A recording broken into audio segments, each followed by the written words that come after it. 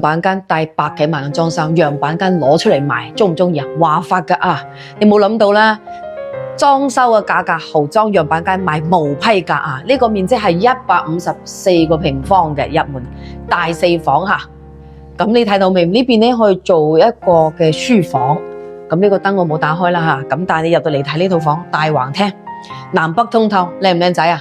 靚仔咧！基本上你好慳啦，唔使裝修，自己邊有心機啊？如果真係唔想動腦筋啊，呢個都係名牌嘅設計師設計㗎嚇。有一個大大嘅長嘅雙陽台嚇。咁呢個陽台啊，望出去我哋係睇到天河，望到我哋匯金河啊！呢個橫琴嘅匯金河係小區嘅遠景嚇。你睇中心咧，所有嘢呢啲都大㗎，軟裝啊！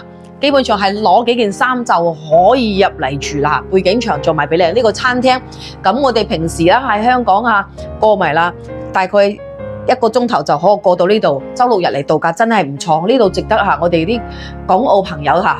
咁呢個白色系列嘅呢個單嘅一個廚房嘅一個冰箱。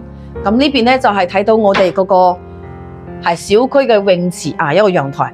呢邊咧，周六日朋友 party 喺度坐 ，OK。入邊咧呢個做我哋 Elsa 公主一個寶貝女嘅房啦。呢邊咧係我一個寶貝仔嘅房啦。咁呢個工位錯開真係唔錯嘅。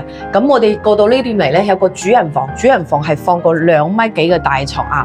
瞓喺張床就可以望到我哋匯金河，背幾長做埋俾你啦。呢邊嘅我哋阿嫂嘅衣服啊。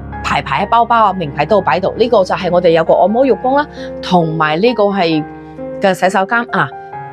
你諗而家呢個價錢齋買嘅價都唔知37000就可以攞低我哋帶100幾萬嘅豪華裝修嘅樣板間。宅男點個頭像嚟睇套房啦〜